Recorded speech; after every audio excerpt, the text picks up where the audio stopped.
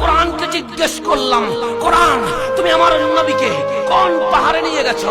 কোরআন তুমি আমার নবীকে কোন সমুদ্রের পাড়ে নিয়ে গেছো?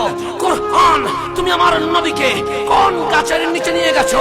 কোরআন বলে না না না, আমি মুস্তাফাকে কোন পাহাড়ের কাছে নিয়ে যাই নাই, আমি মুস্তাফাকে কোন কারো ঘরে নিয়ে যাই নাই, আমি মুস্তাফাকে দেশ থেকে কোন দেশান্তরে নিয়ে যাই নাই।